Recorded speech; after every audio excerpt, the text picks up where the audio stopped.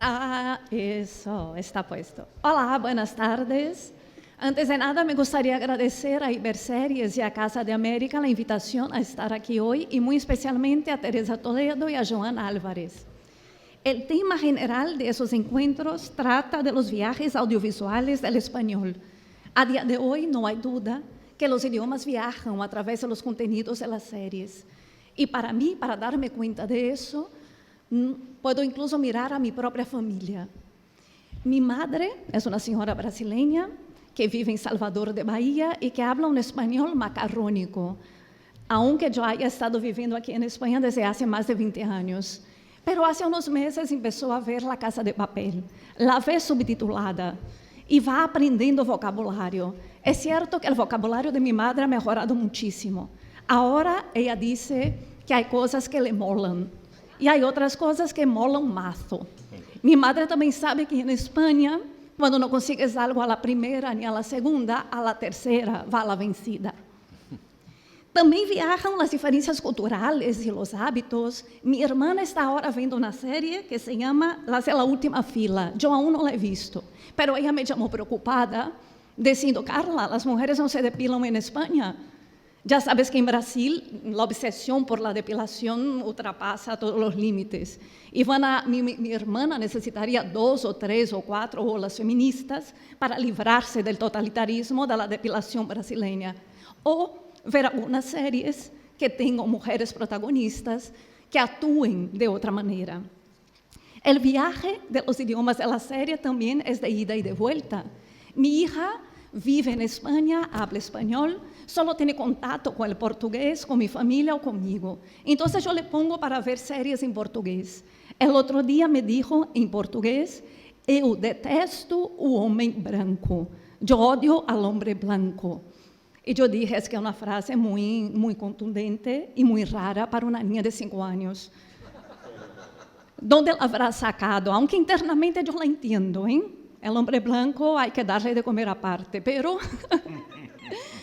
empecé a investigar y a ver de dónde ella había sacado esa frase. Mi hija ve una serie que se llama Tainá y los Guardianes de la Amazonía, que es una serie brasileña que habla sobre la destrucción de la floresta amazónica de la mano del hombre blanco, de la supuesta civilización.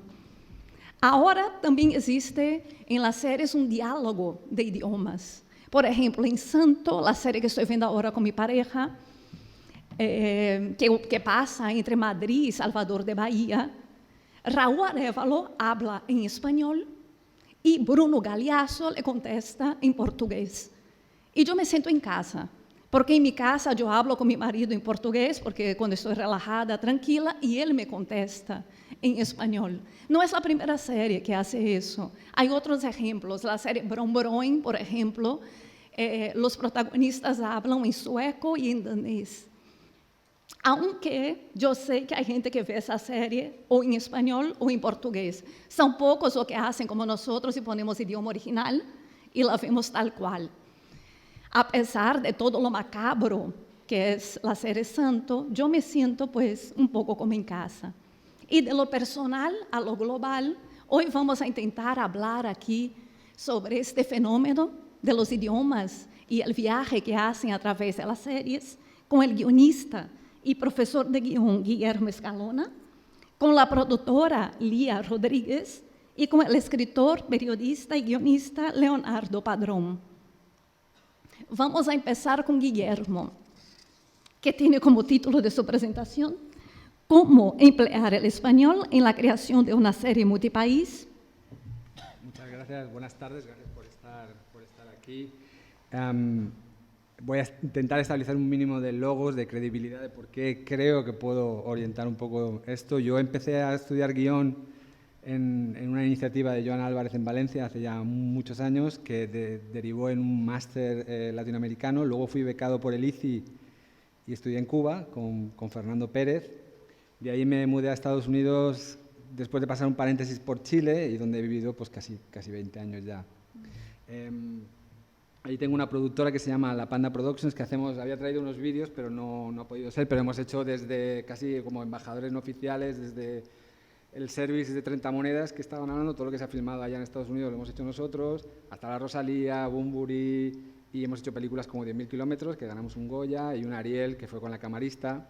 O sea, hemos sido como súper, como casi embajadores de lo hispano, pero a la vez también viviendo la realidad del cambio. Yo también he co-creado y he coescrito una serie para HBO Max, aunque empezamos como HBO, que se llamó Mil Colmillos, que se llama Mil Colmillos, que fue con Colombia, y lo hicimos con el eje Bogotá, Miami, Los Ángeles, y tuvimos muchísimas conversaciones sobre el uso del lenguaje, porque era una serie como militar, una reflexión sobre la violencia, por eso se llamaba Mil Colmillos, era inicialmente la frase de un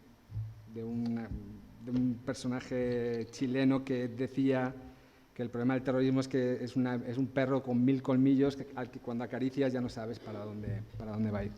Pero a la vez que hacíamos o he hecho todo este proceso, en Estados Unidos ha habido todo un proceso revolucionario de las políticas de identidad que comentaba. Ahí estás. Y esto ya vamos, los que tenéis, es súper interesante y a la vez es súper traumático y es como todo muy intenso y todo muy vivo, ¿no? Y todo el mundo está como detrás de eso. Porque ahora mismo, desde el censo del año 2020, creo que somos 62 millones de latinos, hispanos, hispanidad, cátedra de español, como unos Latinx, que ese es otro concepto, que si fuésemos una economía seríamos la quinta economía del mundo. Entonces eso genera un nivel de negocio y de interés que es muy importante, pero claro, como se han estado hablando de los casos, aunque allí los casos son un poco diferentes, que empiezan con Jane the Virgin, los Spookies ahora mismo, Narcos, que son producciones norteamericanas que apuestan por lo bilingüe o apuestan directamente por el español, el gran tema que se ha encontrado es el tema de la identidad. Y es que la realidad es que aunque tenemos muchísimas cosas en común, como comentaba, también la realidad es que no somos un monolito y que nos gusta definirnos o vivirnos como somos, ¿no? Los US Hispanics, o los mexicanos, o los colombianos, o los mexicano-americanos, los cubano-americanos, los cubanos, todos necesitan contar sus propias historias.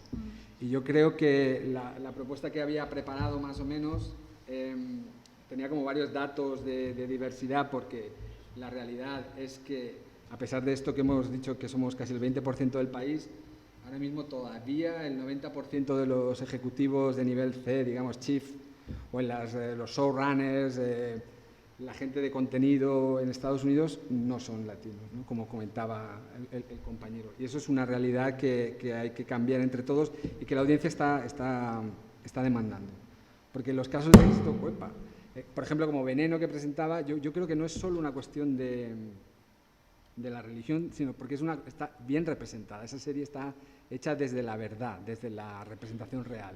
Y esa era la propuesta un poco que yo venía a hacer de manera pragmática, también casi académica, sería de generar esa especie de agencia o de interlocutor desde la sala de escritores, donde se vela por la representación verdadera de las culturas que se están representando, para no caer en estereotipos ni en sesgos fáciles, como por ejemplo, que son casi inconscientes, como por ejemplo el asiático descendiente, el latino, que casi es imposible que se le vea reflejado porque casi asumimos siempre que son extranjeros, a pesar de tener una historia común de todos estos cientos de años, como el pintor cubano Lam o cualquier otro, que conseguir generar este espacio desde las salas de escritura donde las personas, las comunidades que se representan sean lo más fiel, pero no por solo una cuestión cultural, sino también por una cuestión de negocio, porque se ha demostrado que la gente reacciona muy bien cuando se ve representado y que las historias son reales y que por eso Veneno viaja. No se puede ser más específica en esa historia que la de Veneno, y efectivamente yo estaba en Estados Unidos con el fenómeno y lo veía, que era increíble la aceptación que tenía de algo tan específicamente cultural, pero claro, como era verdadero, viajaba y funcionaba. Allí en Estados Unidos por lo menos ya se están generando estos espacios, esta especie de asesores culturales donde prometen no interferir, porque al final el showrunner, el guionista, es el que dirige la creatividad, digamos, prometen no interferir con eso, pero sí apoyar a la creación de estos personajes que sean de manera real, sinceros. Entonces eso es un poco la aportación, la propuesta que hago a todos los compañeros de oficio de generar ese espacio donde esta gente se sienta, porque los números son así, incluso cuando en los programas de diversidad se pone en la sala de escritores una persona con discapacidad o con una persona que representa o sea, latino, eso, incluso esas personas no se sienten, como les han dado la oportunidad de estar en la sala de escritores, dominada por, digamos, el anglo blanco, como el hombre blanco, se sienten casi casi agradecidos por estar ahí, y entonces incluso a veces les cuesta luchar contra ese estereotipo. Entonces, esta otra figura ahí medio extraña podría ayudar y facilitar a estas personas para que digan, no, mira, ¿sabes? No todos los inmigrantes cruzamos el Río Grande, o no todos nos gusta lo mismo, o tal, o el chileno y el argentino es por esta la diferencia, en fin, este tipo de figura. Entonces, mi propuesta para generar el multipaís, en la serie que hicimos, trabajamos chino, trabajamos afrodescendientes, hicimos lo mejor posible, que ahora visto 4 años después, es muy poco. Me hubiese gustado hacer muchísimo más, ¿no? Sobre todo con las lenguas indígenas, con la representación indígena. Esto es el desafío más importante que tenemos, y lo bueno de este desafío es que al final del desafío vamos a encontrar una gran recompensa, que es el apoyo del público, porque el público reacciona súper bien a estas cosas. Y ya como un dato así friki de negocios, tu serie siempre últimamente me la están como muy recomendando como referencia en los pitches que voy y todo, así que felicitaciones. Gracias. Y con esto te Gracias. Lo que tú decías antes me parece muy interesante, porque yo soy inmigrante y vivo en España, y claro, tampoco me gustaría ver reflejada en la serie siempre solo como inmigrante. Yo puedo tener un acento, venir de otro país y tener un personaje que pueda representar cualquier otra cosa, como las series inglesas, ¿no? En que tú tienes un indio, o negro africano, que estão em diferentes, um é um juez, outro é um advogado, e sua herência cultural não tem nada a ver com seu personagem, sino que está aí, não, na trama. Passo a palavra a Leonardo Padrón, que nos vai falar sobre a imaginação audiovisual em espanhol. Gracias. Encantado, un placer. Mil gracias por la invitación y por estar tan bien rodeado. A ver, yo quería depositar aquí algunas reflexiones a propósito de lo que se ha hablado hoy. Lamentablemente no escuché el principio de la jornada, pero buena parte sí lo escuché. Y yo creo que vale la pena, sin duda alguna, reconocer que el español comenzó a viajar audiovisualmente por el mundo, no fue con el streaming, sino efectivamente con la telenovela. Y además, por eso me gustó mucho la intervención de la doctora Cascajosa, porque efectivamente creo que hemos tenido una chatura una chatura de visión a la hora de desestimar o de satanizar a la telenovela como producto cultural, porque creo que su influencia ha sido tremenda justamente a la hora de que el español permee hacia otras comunidades lingüísticas.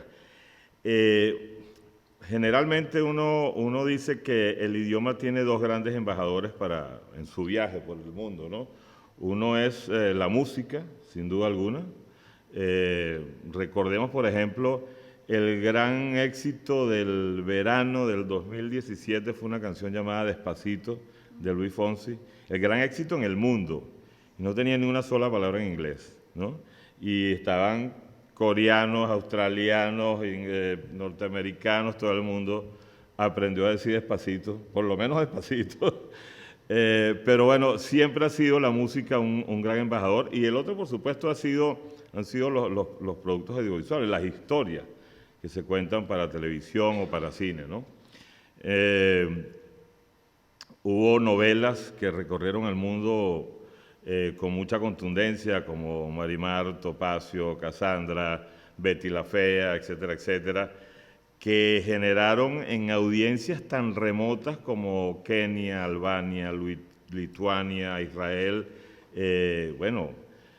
cantidades masivas de fanáticos que justamente, incluso en muchos de esos países, las pasaban subtituladas.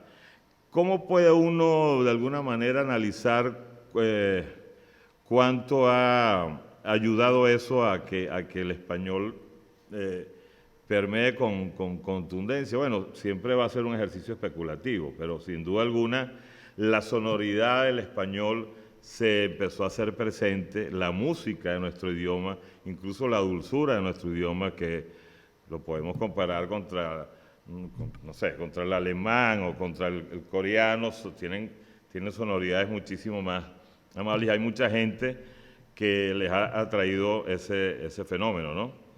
Y mucha gente que comienza a estudiar español, porque cada vez sabemos que es un idioma más importante en el mundo, lo estudian académicamente, pero también lo complementan a través de los productos audiovisuales. Lo mismo que uno hace muchas veces con el inglés, que empieza, por ejemplo, yo vivo en Miami, y en Miami lo más difícil del mundo es conseguir a alguien con quien hablar inglés. Realmente, la única es Alexa o Siri, son las únicas entidades fieles al inglés. Lo demás es realmente es un mestizaje cultural extraordinario, pero casi no hay estadounidenses en Miami. Y yo, cuando estoy tratando de afinar mi inglés, me pongo a ver las series con los subtítulos en español, pero muchas veces trato de quitarle la vista al subtítulo para ejercitar el idioma, y estoy seguro que eso, como lo hago yo, lo hace muchísima gente, ¿no? Ahora, hay gente que ha dicho que justamente, bueno, recuerdo una frase de Luis Elkovich, un colega, escritor venezolano, que dice que las telenovelas son catedrales del habla popular. Hay algún académico que había dicho que son escaparates del idioma, ¿no? Y creo que esas imágenes dan cuenta efectivamente del poder que tiene un idioma cuando viaja a través de productos de cultura popular masiva, ¿no? Por ejemplo, fíjense, yo, un poco para darle contexto, mucha gente no debe decir quién es este señor que está sentado allí.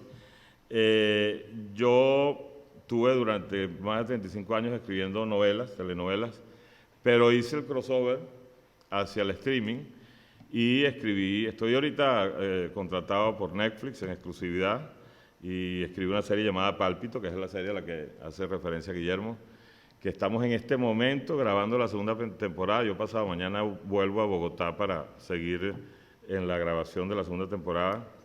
Fue una serie que llegó a tener primer lugar en 85 países durante un mes, y tuvo 285 millones de horas de visualización. Una cosa que son unas cifras tremendas.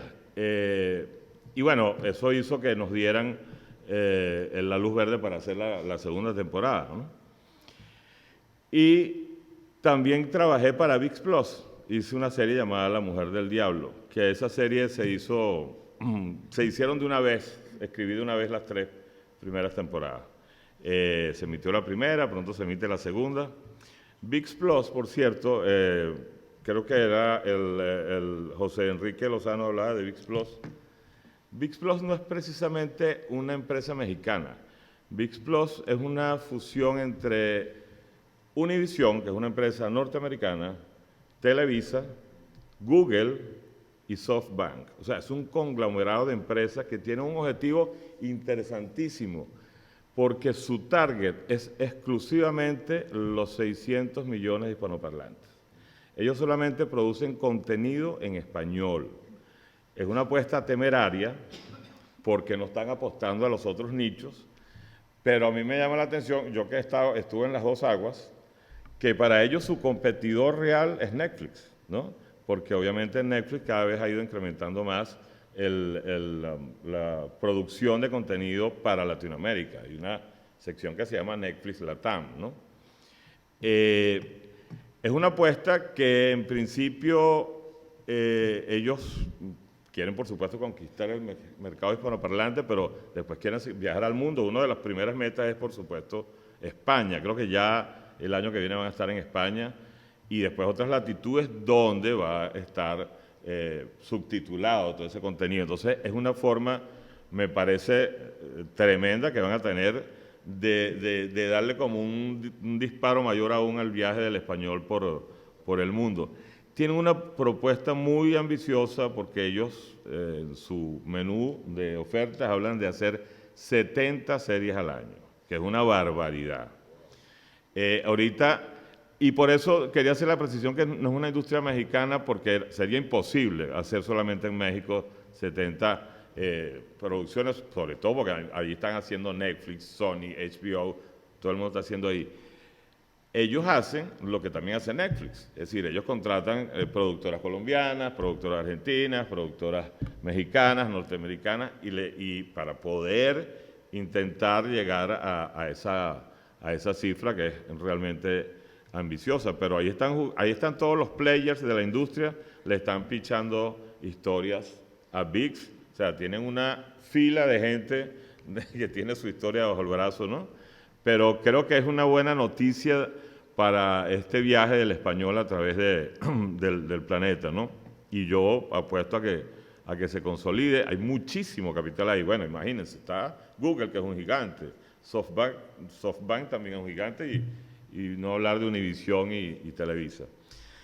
Netflix, que es donde desde hace ya 2 años estoy y ya he estado como conociendo su ADN, tiene 3 grandes centros de distribución en Latinoamérica, que son obviamente México, Colombia y Argentina.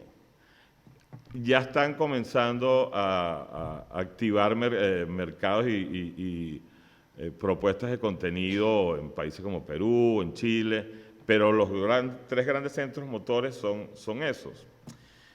Y uno ve, por ejemplo, Pálpito. Yo quisiera hablar brevemente sobre mi experiencia con Pálpito porque, fíjense ustedes, ¿no? La multiculturalidad.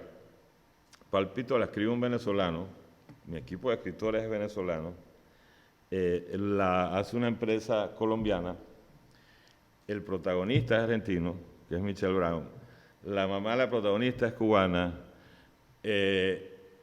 hay 2 actores mexicanos, en fin, cuando nos ponemos a ver, realmente nos estamos intermezclando entre todos. Por eso a veces me resulta un poco temerario separarnos así en estancos de cómo es la producción en Chile, cómo es la producción en Colombia, cómo es la producción, porque la historia que yo escribí, en principio se iba a hacer en México, y por cabriolas del destino, la pandemia, temas de presupuestarios, se terminó haciendo en Colombia, donde Netflix quería impulsar aún más la producción. Pero pudo haber sido un producto mexicano, y creo, de verdad, se lo digo sinceramente, creo que hubiera funcionado también con mucho éxito. Es más, nosotros teníamos el susto de que en Colombia no funcionara igual, porque ya sabemos que los productos que están hechos en México, como tiene ese poder hegemónico tan fuerte sobre toda la industria, iba a viajar por el mundo con mucha más garantía que en Colombia. En Colombia no sabíamos qué iba a pasar, era un albur. Y terminó funcionando maravillosamente porque lo que importa, a fin de cuentas, es la historia. El poder de la historia y los intérpretes que la encarnan, pues, ¿no? La calidad de los intérpretes que, como les acabo de decir, era un elenco más o menos rociado de distintos gentilicios latinoamericanos. Una de las cosas más interesantes del tema del español, lo conversó el amigo, es justamente la diversidad lingüística. Es decir, yo estuve escribiendo antes de irme al streaming durante 4 años para México. Y claro, yo soy venezolano y me dijeron, necesitas una mexicanizadora que te mexicanice los libretos, porque cada vez que yo ponía piscina, ella ponía alberca, cada vez que yo ponía habitación, ella ponía recámara, cada vez que yo ponía hijo de puta, ella ponía hijo de la chingada. Entonces, era absolutamente imprescindible. Esa niña para mí era valiosísima. Y ahorita, o sea, resulta que entonces empecé a escribir para Colombia y claro, a ver, en un muchacho en México un escuincle, en Colombia es un pelado. Es decir, las cabriolas del idioma, que efectivamente es una diversidad maravillosa, que uno se la goza, pero cuando estás escribiendo, o sea, yo me switchaba, bueno, ahora en colombiano, ahora en mexicano, ¿no? Y siempre con la nostalgia de no puedo escribir en venezolano. pero a ver, el otro punto de que hasta qué medida se tiene que, en algún momento se pidió efectivamente que manejáramos un idioma desde los guiones que no fuera excesivamente local por el miedo a que no viajara lo suficiente. Oye, yo quisiera poner el caso voy a poner un caso que es una telenovela y un caso que es una serie. Vamos a empezar por la serie, El Marginal. El Marginal es una serie argentina que va de unos presos que tienen todo el idioma slang de los delincuentes. Además, delincuentes que ya es un slang y argentinos que ya implica otra capa. Termina entendiendo muchas palabras por el contexto, obviamente. Y después además terminas apropiándotelas y ya sabes qué significa cada palabra. Y a mí me parece, hay una apuesta estupenda, esa fue una coproducción en Argentina, Netflix, Telemundo, en Estados Unidos, que terminó siendo muy exitosa. Y el ejemplo de la telenovela es Betty la Fea. Betty la Fea está hablada en estricto colombiano, en cachaco, pues, ¿no? Y ahí, bueno, no hay novela más exitosa en la historia que Betty la Fea, ¿no? Entonces, digamos, no necesariamente hay que buscar esa neutralización del idioma. Por ejemplo, yo ahorita en Pálpito la estoy escribiendo en colombiano sin excederme, porque tampoco tengo muchos personajes que hablen en código de callejero, que es donde más se usan esos términos. Y, digamos, he tenido como la libertad de escribir de esa manera porque creo que vamos hacia allá más bien. Y incluso el tema del acento neutro, que en rigor, vamos a ser sinceros, no es hablen en acento neutro, sino hablen en mexicano. O sea, cada vez que, lo digo porque conozco muchísimos actores, estoy casado con una actriz, y cada vez que los actores les pedían en los castings, hablen acento neutro, sabían que tenían que hablar realmente en acento mexicano, porque México ha sido como el gran monopolio, el gran gigante de la industria de la telenovela, y lo que no triunfaba en México no iba a triunfar en el resto de Latinoamérica. Entonces, digamos, es una dinámica que se está ahorita moviendo mucho con el streaming, cosa que uno agradece inmensamente. Por ejemplo, otra cosa que decía, esto lo decía José Enrique Lozano, lo de la audiencia, hasta qué punto solo un minuto de visualización es audiencia. Netflix, por ejemplo, mide con su algoritmo, que es un algoritmo inmensamente preciso, ellos le dan a uno los porcentajes de gente que abandona la serie, la abandona en el minuto 3, o la abandona en el minuto 20, o la abandona en el capítulo 2. Tienen claro que después de los 75 minutos de visualización es muy difícil que alguien abandone la serie, a menos que el guionista la desplome después, la lance por el desfiladero. Pero generalmente ellos contabilizan, porque obviamente es una data que es importante, quiénes ven la serie hasta el final, ¿no? Entonces eso se está midiendo muchísimo, porque además le piden, por ejemplo, a uno cosas como trata de que por lo menos antes de los 20 minutos ya la gente tenga clarísimo de qué va la historia, ¿no? Uno antes de una telenovela podía pasar el primer capítulo presentando personajes, y te presento este y te presento otro, este es cómico, este es amargado, etc. No, el streaming obviamente tiene una competencia feroz, porque además Netflix compite contra sus propios productos y por supuesto contra las otras plataformas. Entonces, para uno como escritor es un ejercicio, no deja de ser vertiginoso, ¿no? De producir como la sensación de estar ante un abismo creativo, pero entrena muchísimo la mano. Y está pasando esa cosa de que, por ejemplo, presentaron un video de una producción del Rey, de Vicente Fernández, que es un ídolo de la canción mexicana. ¿Quién produjo Vicente? El Rey, Caracol, los colombianos.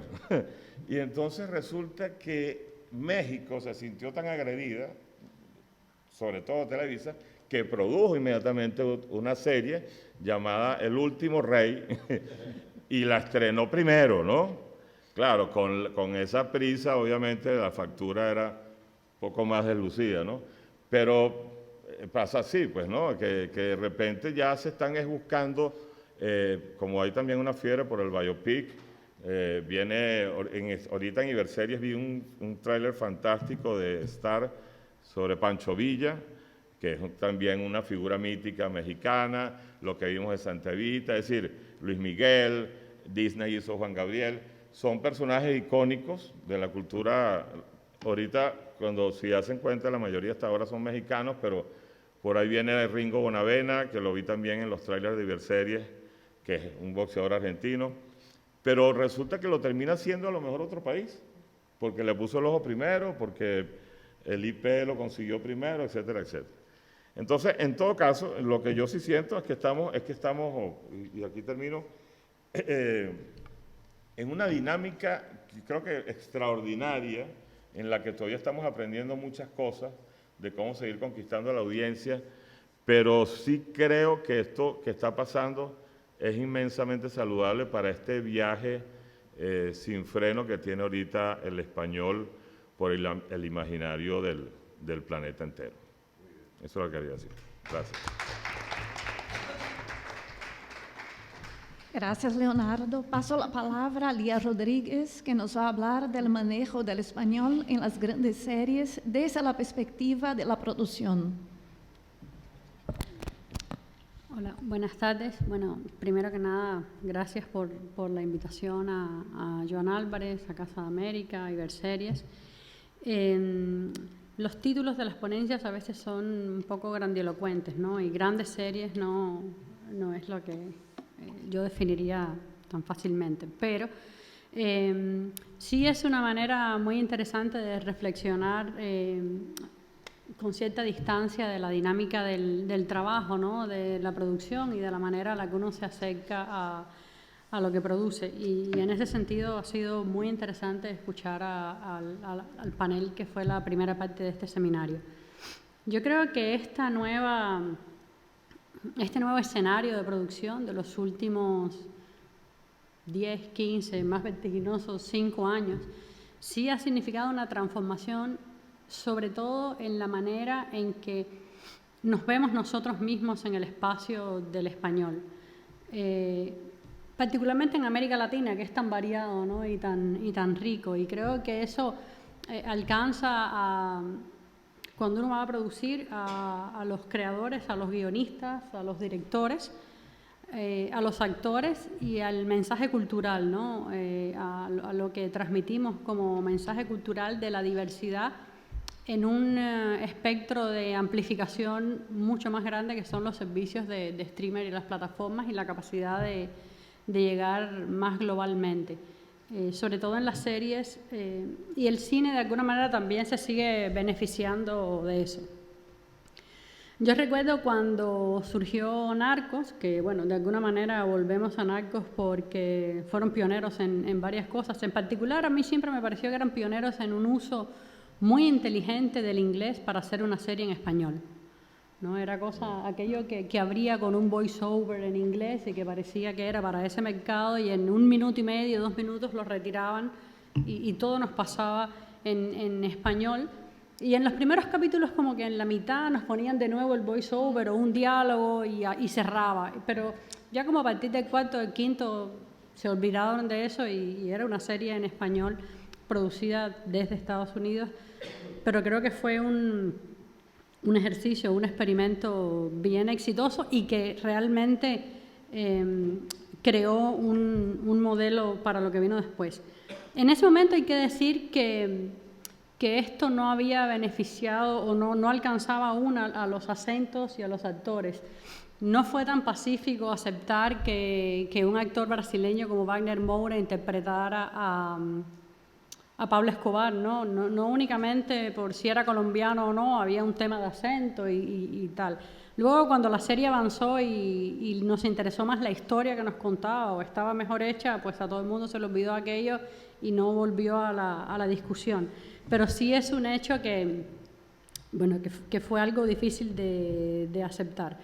Yo creo que ahora, cuando producimos, y obviamente también estamos hablando de una época para la producción en que ha crecido también el nivel de presupuestos con el que se trabaja. Se siguen haciendo producciones aún de todos los tamaños, pero es cierto que producir para determinado estándar de emisión o de audiencia más global, se alcanzan más presupuestos, nos hemos permitido también abrir la colaboración y romper las barreras internas de acentos, de culturas, de país de origen, de que una historia colombiana como Pálpito o llevada a Colombia solo la puedan escribir colombianos o con actores y creadores, directores diversos, ¿no?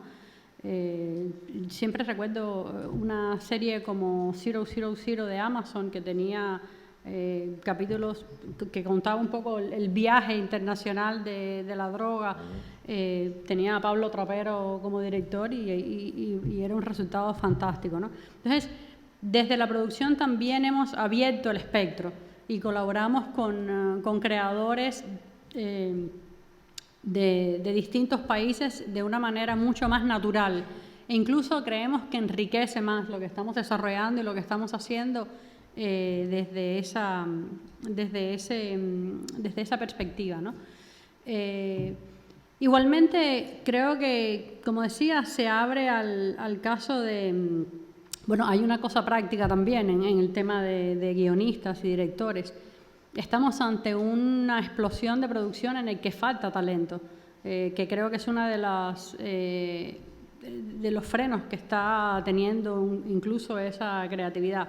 Falta en términos de tiempo y de capacidad de dedicación, quiero decir, a veces tienes algo que quieres desarrollar y todo el mundo está ocupado, está trabajando y también a veces se corren menos riesgos si le damos menos oportunidad a gente nueva, ¿no? Porque de nuevo caemos en el ciclo de que para llegar a las plataformas pues son más reacios a correr riesgos con nuevos talentos en ese sentido.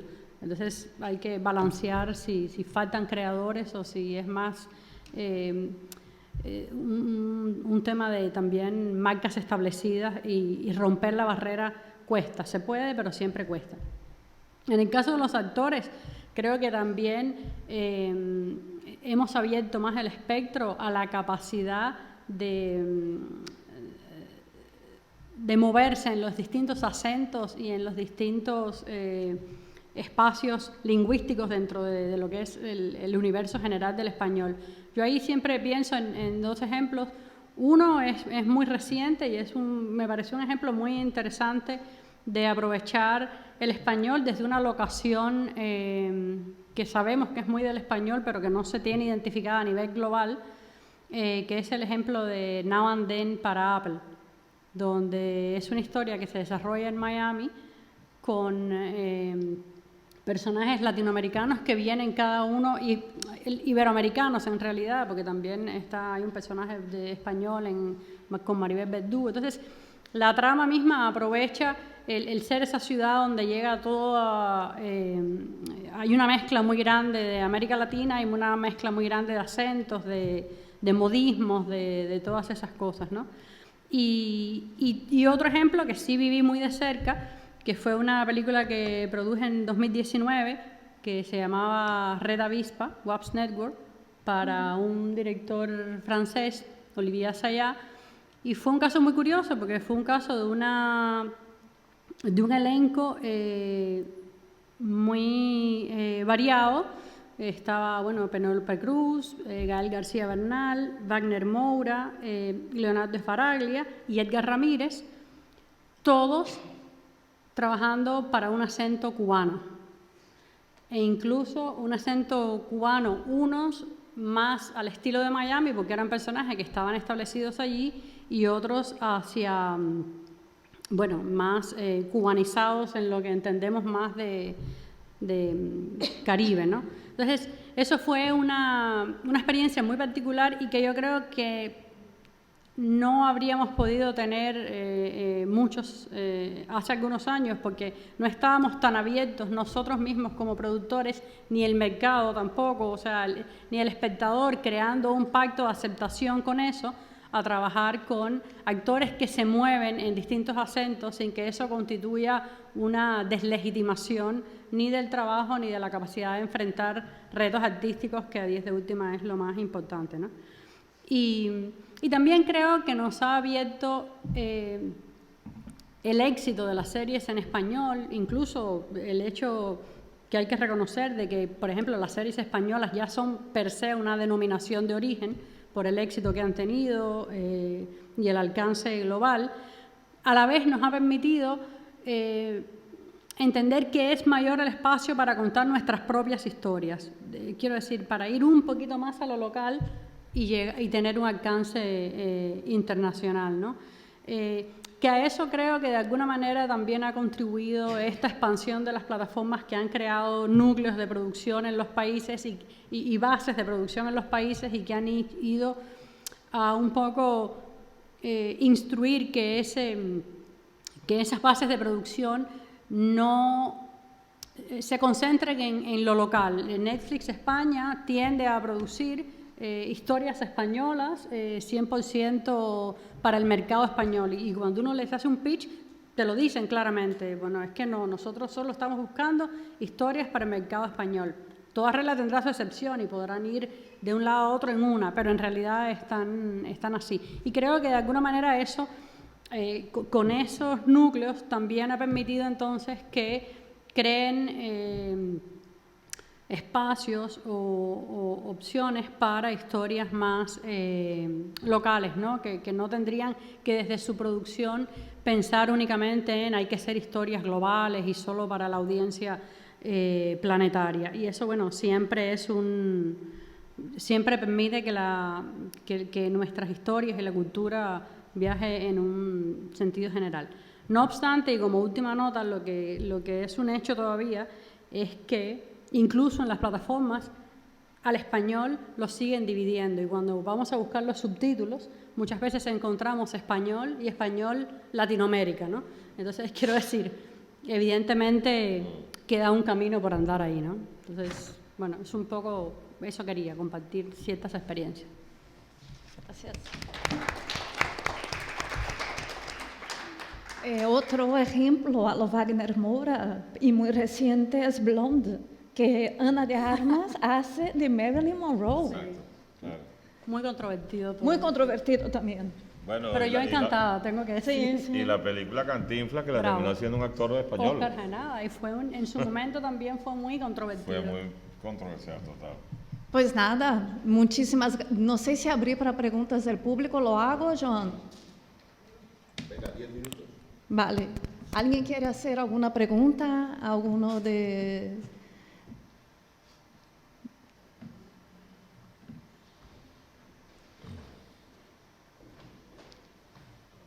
Pues nada. Hazlas tú. No, ella yo creo que iba a ser... ella Dale. iba a hacer algo. Pues es un poco más un comentario hacia lo que comentaba Lía, que hace falta talento, pero tampoco se le da la oportunidad o sea, se da poca oportunidad a las nuevas caras por un miedo a, obviamente, no haya mayor visibilidad de esa producción. Entonces, me pareció un punto interesante que me gustaría que pudieras desarrollar un poquito más, porque me interesa mucho. Y pues es un poco como el pez que se muere en su cola, ¿no? Que no termina pasando nada. O sea, hay falta de talento, pero a la vez también falta de oportunidades. El dinero es cobarde, eso es un hecho. Y la producción audiovisual es un deporte de alto riesgo. Entonces, ¿cómo combinar esas cosas? Yo creo que no hay una fórmula. Está claro que sí, es un hecho que vas a vender la serie mucho más fácil, o lo que estés pichando, o vas a venderlo con el creador de Pálpito. Pero pues hay que empujar y hay que construir buenas historias, y hay que uno mismo como productor balancear y darse la oportunidad, y a veces, cómo lo presentas no tiene que ser solo con un escritor o un director o un showrunner ya establecido, pero logras llamar la atención de un actor, una actriz, y logras... es un ejercicio que no es una fórmula.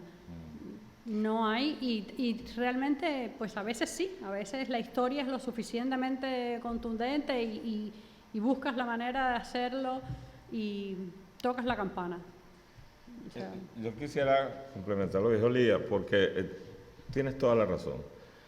Pero fíjate, pasan dos cosas. Una, por ejemplo, obviamente no voy a decir el nombre, pero una escritora que tenía muchos años escribiendo telenovelas, que Netflix le pide una sinopsis, la sinopsis interesa, le dicen, ok, escríbeme primer capítulo. Todas las sinopsis la mayoría de las sinopsis siempre son muy buenas, pero cuando se comprueba la verdad es en los capítulos. Y a esa escritora le devolvieron el capítulo 14 veces, hasta que llegó un momento que dijeron, bueno, no va, cancelado, porque bueno, hay gente que no sabe hacer el crossover, no logra hacer el crossover del lenguaje de la telenovela, que es muy distinto al lenguaje narrativo de la serie. Eso por un punto.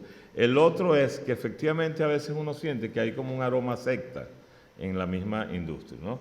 Que siempre estamos como los mismos y de repente hay gente maravillosa, muy talentosa que no sabe cuál es la puerta, dónde toca, cómo hace señales. Hey, sabes, aquí tengo algo y a lo mejor tiene una maravilla y el pasillo para hacérselo llegar a quien tiene que leerlo resulta bastante inaccesible.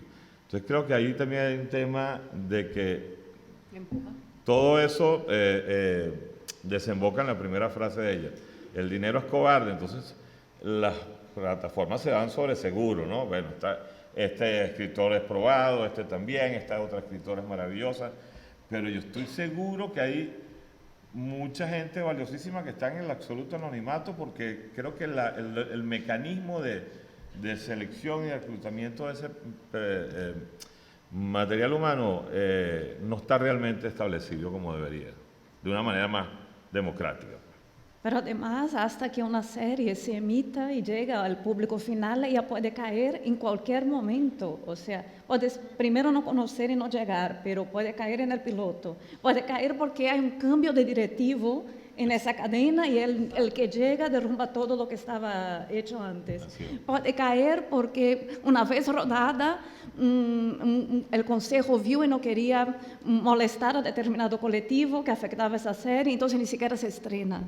O sea, el camino es largo y la suerte a veces juega ahí. Sí. Pero también hay muchas oportunidades. Hay foros, iniciativas como esta misma o Iberseries, donde puedes encontrarte cara a cara con profesionales y si estás preparado y tienes la oportunidad, esa oportunidad, es encontrarse con estar preparado. Y hay un montón de mercados, foros, porque el dinero es cobarde, pero también está obligado a buscar lo nuevo, porque nadie sabe lo que es. Nadie sabe cuándo va a ser el nuevo pálpito, entonces hay que buscarlo, hay que encontrarlo y ahí tienes que estar lista para...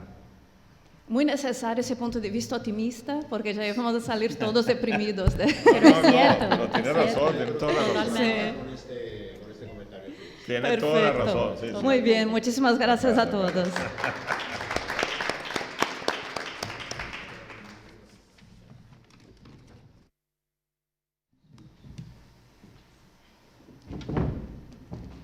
Bueno, pues muchas gracias a todos los oradores que nos han iluminado sobre una cuestión que no es en absoluto sencilla, tiene una complejidad grande y que, bueno, yo voy a tratar, porque me comprometí con Luis y con Manuel, en hacer una especie de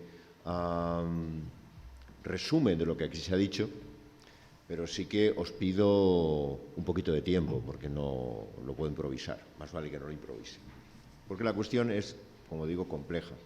Sí es verdad que me voy a quedar con tres impresiones. La primera impresión es que creo que se ha visto claramente todo lo que hay dentro de la industria audiovisual, o muchas de las cosas que hay dentro de la industria audiovisual. Esto no es una cuestión que se pueda manejar fácilmente. Es una industria como tal, es una industria cultural que tiene los perfiles de cualquier industria cultural, donde hay muchos intereses diversos, donde es muy importante el talento, también es muy importante la gestión, también es muy importante la financiación.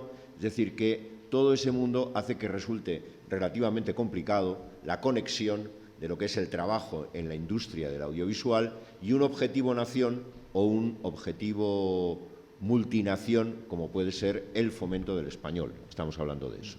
De manera que hacer coincidir los intereses de la industria audiovisual y los intereses de la diplomacia cultural de un país o de una coalición de países tiene su tela, por así decirlo. Pero está bien que abramos ese capítulo, que intentemos encontrar las mejores alianzas y que por ahí avancemos hasta donde nos sea posible. Es relativamente novedoso si recordamos la historia, lo que ha comentado, bueno, que han comentado muchos de los que han intervenido, pero cuando Conchi hablaba del caso concreto de determinadas series y un poco del el intríngulis de la creación de esas series, pues ciertamente no se le puede pedir ni a un escritor, ni se le puede pedir a un productor, oiga, tenga usted en cuenta el valor de promoción de la nación que tiene lo que está escribiendo. Eso ciertamente es muy difícil. Y no solo es muy difícil, yo diría que es casi incompatible con la libertad de creación que respetamos en países liberales como España. Yo tengo un buen conocedor, un buen amigo conocedor de la diplomacia cultural de todo el mundo que me dice, este tipo de problemas en China no se plantea. Y ciertamente, en China no se plantea. China es una dictadura y en ese sentido las autoridades le dicen al escritor lo que tiene que escribir, ¿verdad? Aquí no se dice ni se debe decir, de manera que es un juego relativamente complicado de equilibrios, y para que ese juego de equilibrios funcione bien, yo lo que creo es que tenemos que aproximar, digamos, el universo de la industria del audiovisual y el universo de la diplomacia cultural. Si contamos además con ese mediador fantástico que es el mundo de la academia, el mundo de las universidades o el mundo donde se produce el conocimiento, pues creo que avanzaremos con una velocidad, ¿verdad?, bastante más briosa, y eso será bueno para todos. Creo, por otra parte, que sí que ha quedado manifiesto que hay, por lo menos, una necesidad y una capacidad de reflexionar sobre este tipo de asuntos. Es decir, que estamos poniendo en la agenda cuestiones como la que aquí se ha planteado, y ponerla en la agenda es, creo yo, ya una posibilidad de que se resuelva. Entonces, bueno, pues el hecho de que incluso el director general nos haya dicho al salir de la sala que, en fin, que están absolutamente decididos a colaborar y a plantear posibilidades reales, digamos, de cooperación para que un programa como el que aquí hemos esbozado siga adelante. Pues me parece que está muy bien y hay que agradecérselo. Igualmente que hay que agradecer a Casa América pues la confianza y, por así decirlo, la apuesta que ha hecho con nosotros y con este seminario. Dicho esto, solo decirles que si la faringitis me lo permite, ¿verdad?, y si no caemos en ninguna otra de las muchas circunstancias extrañas que nos están más o menos amenazando, pues les amenazo con hacer una tercera edición para el año que viene de este seminario. Dicho lo cual, Manuel Lucena tiene la palabra. Muchas gracias, Joan. Quedamos no solamente amenazados, sino aterrorizados y, en fin, y llenos de pánico escénico, ¿no? Qué maravilla poderles escuchar. Yo querría apenas hacer 3 o 4 comentarios. Por supuesto, querido Joan, querido Luis, es un placer enorme el estar aquí. La primera cuestión que yo creo que ha surgido en los hilos conductores de casi todo lo que se ha dicho esta tarde, y como en el viejo chiste, como ya está todo dicho, podríamos irnos a casa sin más dilación. La primera cuestión yo creo que tiene que ver con la pasión por contar historias, ¿no? Yo he recordado, Lía estaba por aquí, he recordado esa tradición cubana de las fábricas de puros, en las cuales siempre había alguien que se sentaba y mientras estaban todos los fabricantes de los puros liando las hojas de tabaco, siempre había alguien que les leía alguna novela tremenda de Émile Zola o de cualquier otro autor, que eran siempre melodramas y que eran siempre, bueno, pues obras seguro que conducían, serían las teleseries de ese momento. Creo que al final nos encanta contar historias y la posibilidad de la autoimagen y la heteroimagen, perdón por el palabra, el cómo nos ven y el cómo nos vemos, tiene que ver con que los hispanos, los latinos, los Nos encanta contar historias y somos buenos creando interrelaciones sociales. Eso tiene que ver con la heteroimagen, tiene que ver con cómo nos ven desde culturas que no son las culturas en español en origen, y eso, por supuesto, Luis Prado sabe muchísimo más que yo, pero me gustaría recuperar esa idea, porque durante una época larga del siglo XX estaba feo, estaba mal. Alguien que era cuentista era alguien menospreciado, ¿no? Hablando un poco, incluso con un colombianismo, ¿no? Deje de echarle cuento ya a esto, ¿no? Vamos a ser serios, vamos a ponernos ya a hacer cosas sustanciosas, ¿no? Bueno, pues ahora resulta que en el mundo de la globalización lo de contar cuentos se ha puesto fantástico y nos encanta que no se nos haya olvidado contar cuentos para poder sobrevivir al siglo XXI, que en ese sentido me parece que es importantísimo reivindicarlo como un elemento. La palabra identitario me pone muy nervioso, pero un elemento que sí tiene que ver con nuestro bagaje de experiencia histórica y cultural, con lo que hemos hecho, y somos enanos a hombros de gigantes, ¿no? Y en ese sentido creo que ese elemento ha quedado suficientemente claro. Si contamos cuentos y los contamos de cierta manera, tenemos una visibilidad en el imaginario global que si no contamos cuentos y se nos olvidan de dónde venimos, pues seguro que no vamos a tener ese escaparate. La otra cuestión que yo querría señalar es que nos hemos entendido perfectamente esta tarde. Yo creo que la oda a la diversidad está muy bien. Yo tengo entre mis inmerecidos honores ser miembro de la Academia Colombiana de la Historia y de la Academia de la Historia también en España, y me encanta que nos hayamos entendido todos perfectamente. Yo creo que he oído español venezolano, español cubano, español colombiano y, como en un chiste bogotano, e incluso he oído español de España, ¿no? Que, por cierto, es el que he entendido casi peor. Debe ser mi demasiado tiempo al otro lado del Atlántico para mi fortuna. Bueno, yo creo que ahí hay un trabajo formidable de la homogeneidad razonable del español. La Real Academia Española está haciendo un trabajo extraordinario, muy al día en la tecnología. Me parece que es importante reivindicarlo, ¿verdad, Luis? Con inteligencia artificial, con todas esas plataformas, en fin, está volcada al futuro, que hay una asociación de academias de la lengua de todo el mundo, incluido Estados Unidos, que trabaja en esta línea, y yo creo que en ese sentido la homogeneidad me parece que es muy obvia, más allá de que haya actores y acentos, y como ha señalado Leonardo, nos toca aprender español de México porque si no, con perdón, nos va a llevar la chingada, ¿no? Eso es lo que usted nos pronostica. Bueno, la demografía ya decía eso hace mucho tiempo, ¿no? Y cierto sentido común también, porque queremos mucho a México. Bueno, este sería otro elemento que yo creo que vale la pena recuperar, Joan. Otro punto, y lo has señalado, tiene que ver con cuáles son el tipo de historias que en los viajes audiovisuales del español parecen estar en la cresta de la ola. Historias de superación, historias de movilidad social, lo has señalado Conchi maravillosamente bien, historias hechas desde la verdad. Me quedo con esa frase de Guillermo, me parece que es crucial. No hay ficción si no se hace desde la verdad. Hay un peso del documental también. Yo creo que una tendencia, quiero pensar en el medio plazo, al equilibrio entre la no ficción y la ficción. No nos vamos a contar más siempre por obligación desde la pornomiseria, palabra inventada en Colombia. Como saben, pornomiseria es una palabra de la crítica cultural de cine de Colombia, inventada en los años 60-70. Si usted puede contar lo peor de sí mismo, no se quede solo con lo malo, decía Ilan Stavans, ¿no?, a la hora de definir la pornomiseria.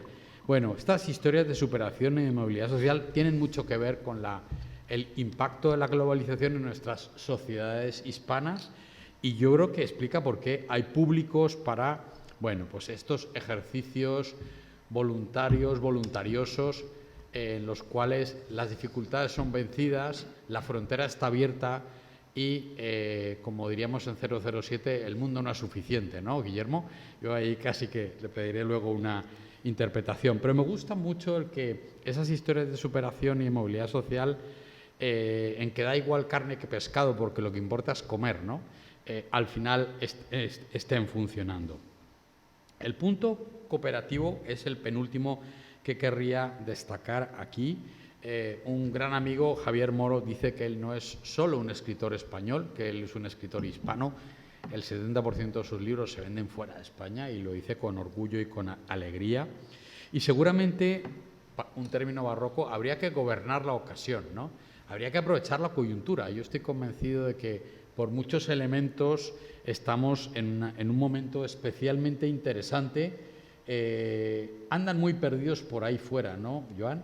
Y en ese sentido, bueno, pues lo tengo que decir, desde la Cátedra del Español España a las universidades, no nos estamos dando cuenta, pero están llegando una cantidad de estudiantes internacionales que buscan una identidad global, que buscan conversar, que buscan relaciones sociales, que buscan entender el mundo que viene, y lo hacen desde España, lo hacen desde Madrid, lo hacen desde nuestras culturas en español. Yo creo que ese es un elemento que me parece muy importante.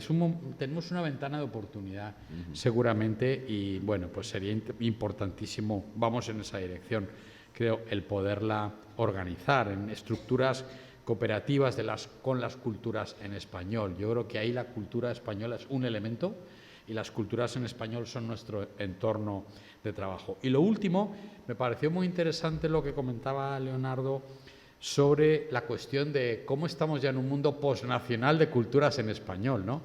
En México se enfadan porque los colombianos hacen una novela de Vicente Fernández, pero hay que decir que los colombianos antes han hecho, si recuerdo bien y si no me corrige, la de Escalona, el padre del vallenato. O sea que ya se dieron cuenta que ahí había un elemento de público, de cultura popular, y bueno, pues después de Escalona entran en ese siguiente escenario. Seguramente también los escenarios del futuro tienen que ver con esa deconstrucción de los mitos nacionales y con la conversión de los mitos nacionales en mitos globales, si queremos llegar a todos los públicos posibles.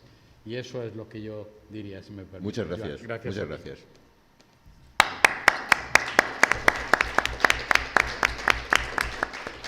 Don Luis, por favor. Muy bien. Bueno, muchas gracias. Yo voy a decir que para Casa de América ha sido una gran satisfacción poder acoger este encuentro hoy. Efectivamente, aquí se ha tratado un asunto que, como ya se ha repetido, es importante, es incluso muy importante para el español, para la difusión del español, incluso para la evolución de la propia lengua, por todos los asuntos que ya se han comentado, esa interactuación, esa exposición que encuentran todos los espectadores a distintas variantes de la lengua y van aprendiendo modismos y jergas que hasta ahora pues eran prácticamente como una lengua extranjera, ¿no?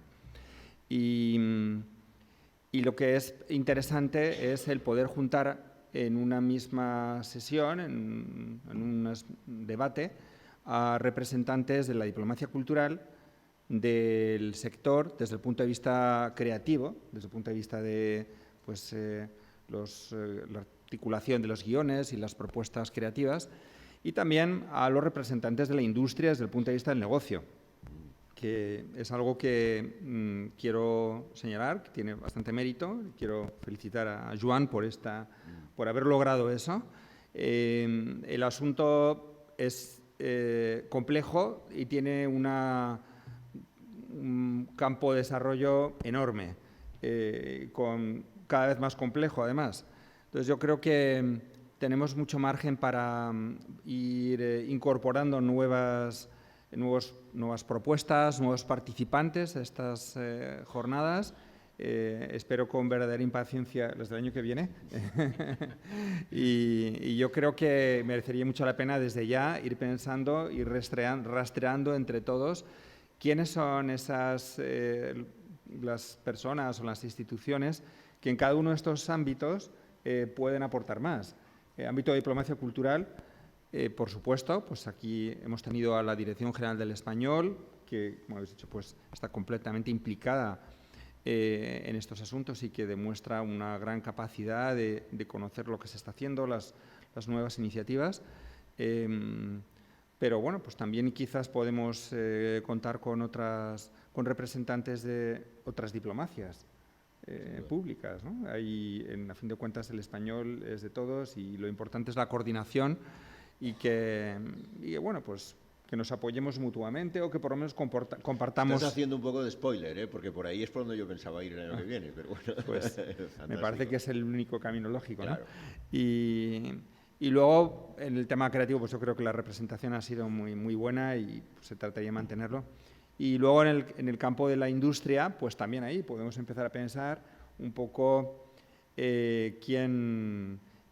incorporando a gente pues, que nos cuente también un poco su perspectiva del negocio, porque aunque es evidente lo que has comentado, que es muy difícil y que no se puede pedir además, ¿no? A alguien que está tomando decisiones económicas en unas productoras o en unas plataformas de streaming, de pedirle que tenga en cuenta pues el propósito de contribuir a difundir el español en el mundo, no se le puede pedir como un deseo noble o algo que él pueda tener en cuenta al margen de su propósito de ganar dinero.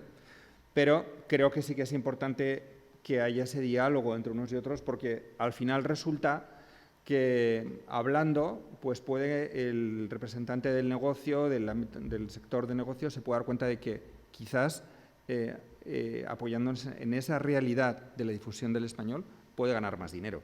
Entonces yo creo que todos ganamos en el fondo, ¿no? Con estos encuentros, este diálogo.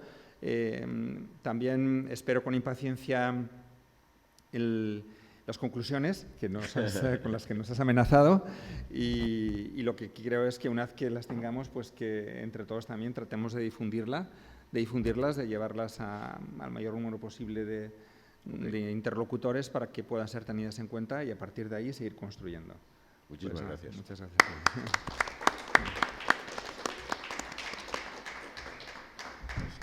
Pues nada más, pues ya con estas palabras doy por clausurado el...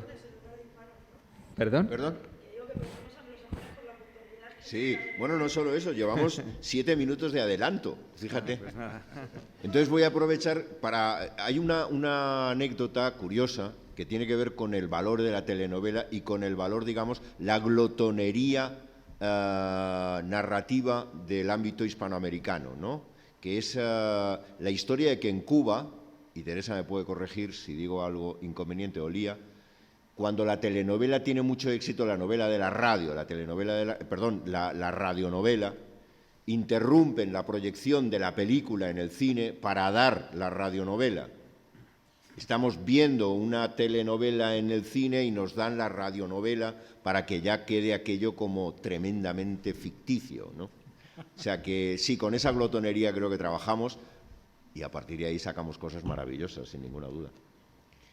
Bueno, pues sobraron 5 minutos, ¿qué le vamos a hacer?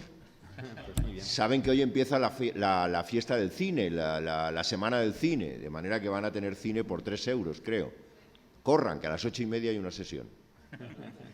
Gracias. Gracias.